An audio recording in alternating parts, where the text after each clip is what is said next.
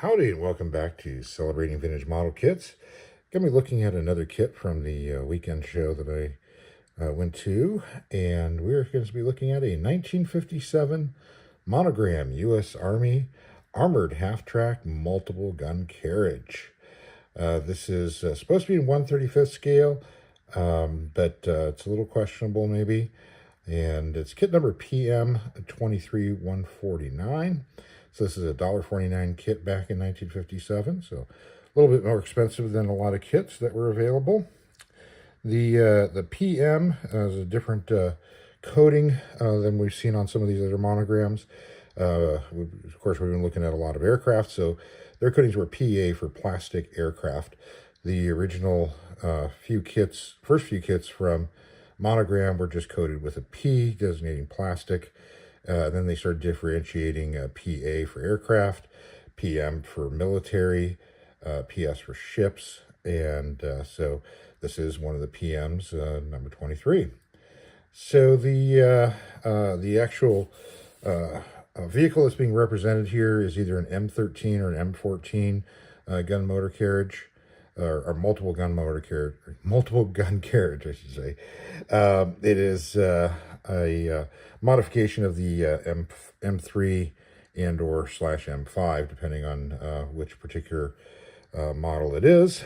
But originally, this started out as development in October of 1940.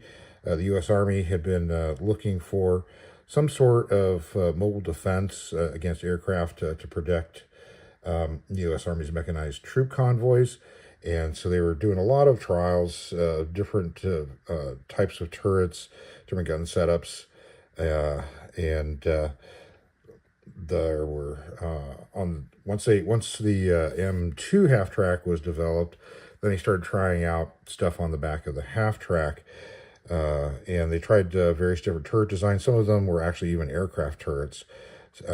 So ultimately, the model that was coded as a T1E2 was fitted with the M33 Maxon mount, which was a twin M2 heavy barrel 50 caliber machine gun.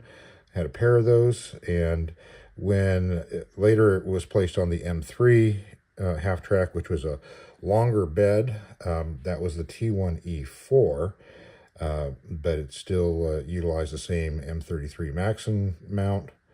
And the reason why they went to the longer bed one was to be able to carry more ammunition to feed the guns. So that became what they decided to put into production as the M13 MGC, multiple gun carriage. And production started 27 July 42 and ran all the way through 15 May of 43. A total of 1,103 were built by White Motor Company.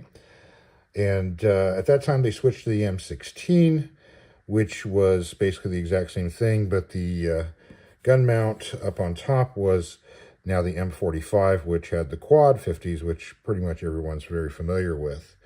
About half of the M13s were converted over to M16s by swapping out the gun mount. The only combat service that the M13 saw was on the Anzio landings in June of 44.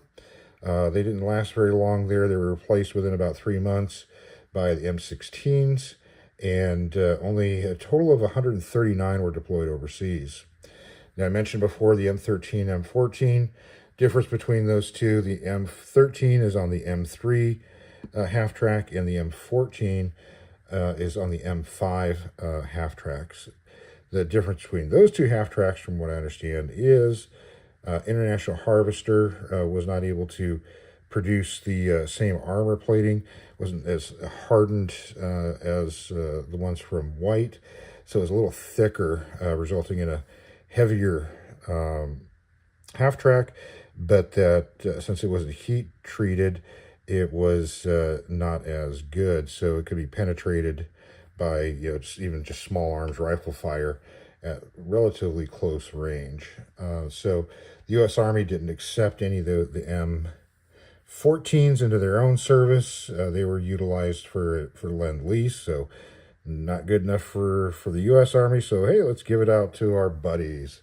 So the majority of them were sent via Lend-Lease, and most ended up with Great Britain. A total of 1,602 were built, and Great Britain ended up, the British Army ended up pulling the gun mounts out of most of them and just using them as armored personnel carriers. So that's a little history about the vehicle itself. If you're unfamiliar with it, let's look a little bit more at the kit. So we got this great box art, Tunisian desert maybe here, and doesn't quite look like Anzio.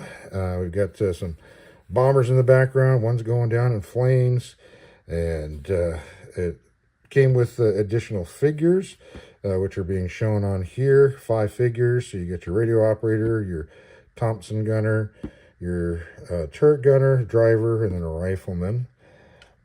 And what else is on here? So it's got a revolving turret with twin machine guns, working doors, black tires, and flexible tracks. Something that is interesting on the U.S. half track.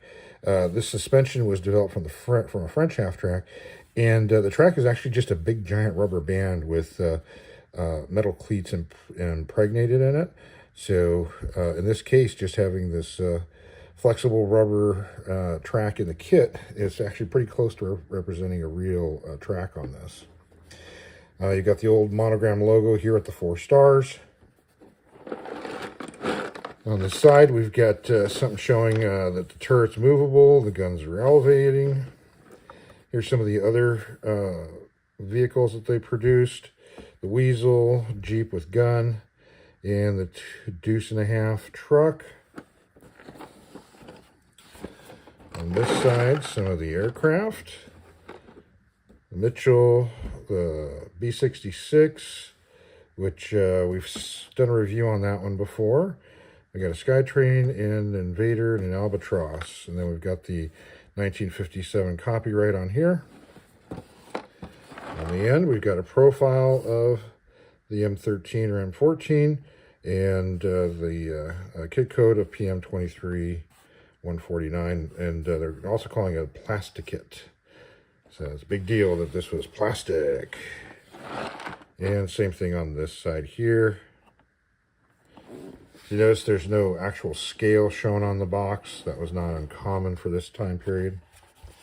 Box itself is the old style hard box with a lithograph that's wrapped around and glued down. And here we've got our instructions. Monogram was really good with their instructions, so get to see what this looks like. So we've got some information about the vehicle itself, although they're referencing this as being an M16, which is incorrect. The M16 was the one with the quad 50s. And a little advertisement for Monogram's glue, and their ad on the bottom about the model, the movable features, and painting suggestions on the different parts. Start out with a full exploded view of the kit, calling out the different parts by name. And here you've got a scale diagram down at the bottom.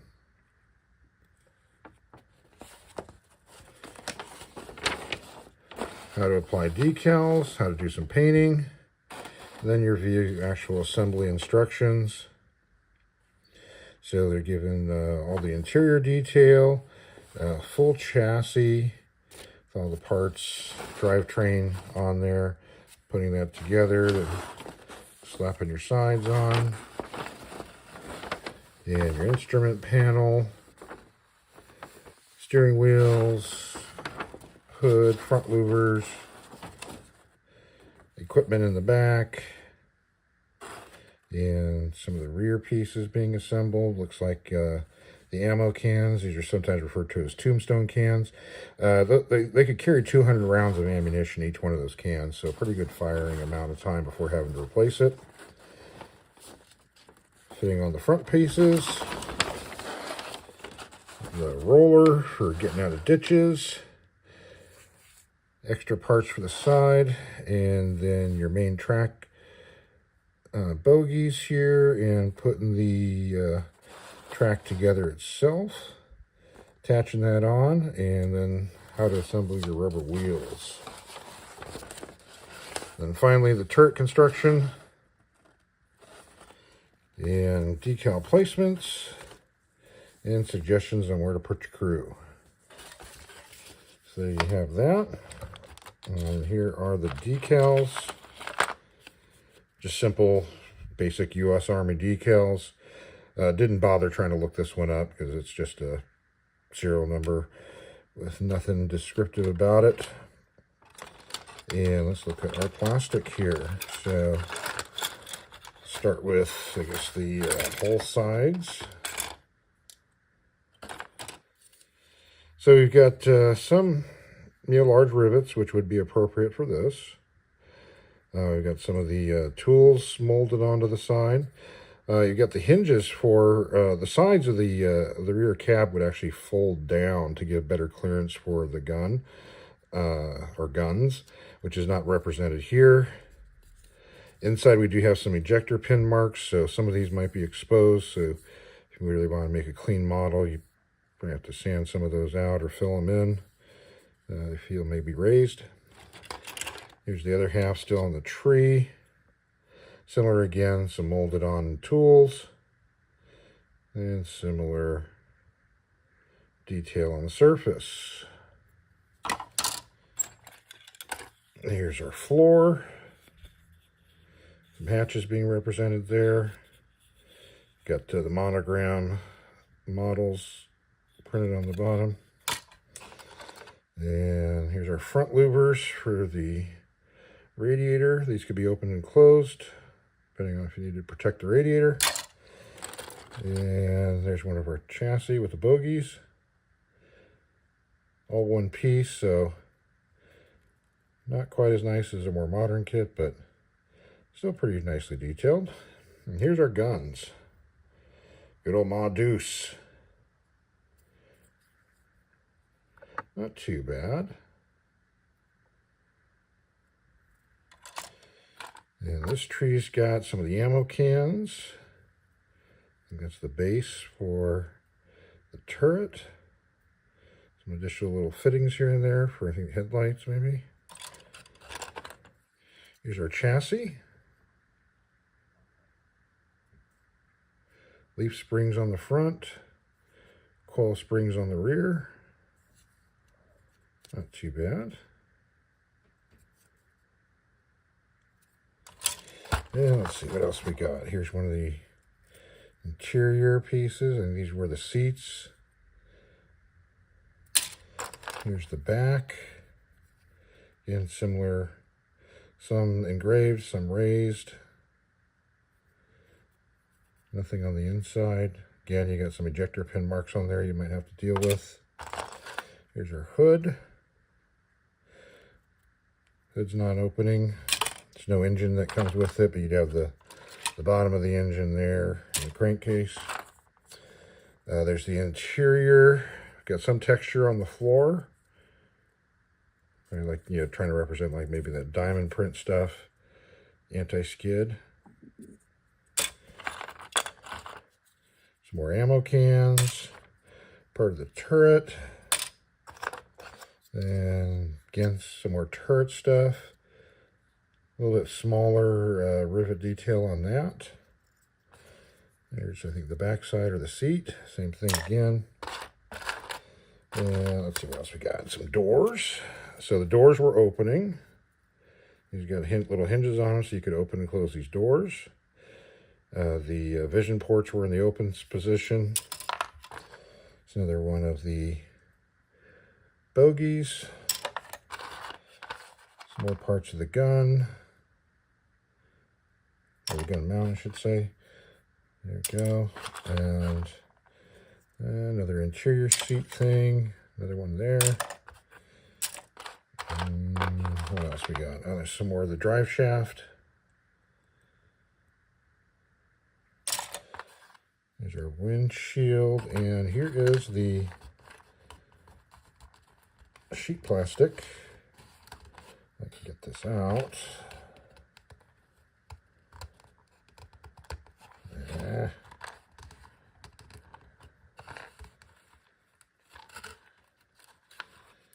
There we go. So this would go on the front windshield this way. Yeah, there we go. That way, get that glued in. So that's a nice little addition to it. And just some wheels, bits and pieces here. I won't go through every single one of them, but here's the tracks. So you can see it does have some texture to it on here. Wrap it around, and then this popped in there. So pretty decent representation of it. And here's our tires. These feel pretty hard, not very rubbery, but they're not the same plastic as that. But they've got a pretty good texture to them. Very nice. And then here's our figures. So here's our gunner, Lieutenant Dan is our gunner today. And this is the driver guy, I think. Kind of squat. And this is where these figures are looking a little beefier than maybe 35th scale. It's a little hard to maybe say. So it could be, I've seen some articles talking about this maybe being 32nd scale, but it's hard to say. Unless you assembled this and measured it out, I think it'd be hard to just base it off these figures on their own. They're pretty decent looking little figures, especially for one-piece molded. And here's maybe the commander guy, talking on the handy-talkie. And then finally we got our Thompson gunner. Doesn't have a drum mag like the box cover shows, but to me this guy looks like Kenny from Battleground. Yeah, kind of short, squat. So that's him. So there you go. That's what this kit looks like. For 1957, I think it's a pretty sophisticated kit. Looks like they're giving you a lot of detail. A little bit of moving parts, that are fairly simple, but not so much that it's sacrificing the overall look of the kit, scale of it. Like sometimes when you get some of these movable features, it kind of ruins the scaling of the kit. But this seems pretty good. I'm not a half-track expert, but what I've seen of it, it looks pretty good. This is a kit that I built as a kid as well, one of the later issues, so it's kind of neat reliving this kit again. Whoa, almost knocked it over here. So there were a few issues of this. Stabilize. Let's see here. We have this 57 one. Next issue wasn't until 66. We had new box art. Was one of the with the inset box art and the blue boxing, like we've seen on some of the aircraft ones. 70, the logo changed to the Mattel Monogram logo. Then 72 went to the white photo box, and they carried that one with slight variations for 72, 73, and 75. And 82 was a revision on it, a little bit larger square box with a new photo of a diorama. I think that one also came with more figures. I believe that may be the one that I built. And then in 83, there was an issue from Monogram Nico Misa, which is in Mexico. And then the final issue was in 2014 as part of the Retro SSP collection, utilizing the original kind of box art and make it look like the original old kit. So not a lot of issues of it, but it's out there. So if you're looking to get one, it wouldn't be too difficult to find, I don't think. I think this was a pretty popular kit. A lot of these Monogram armor kits have proved really, really popular, especially in the 60s and 70s. Well, that's it for this one. If you've built one of these, tell us about it in the comment section. If you got a built one sitting on your shelf, as always, take a picture of it, send it in, and we'll feature it in our next viewer build video. So that's all for today. Thanks for watching, and have yourself a great rest of your day.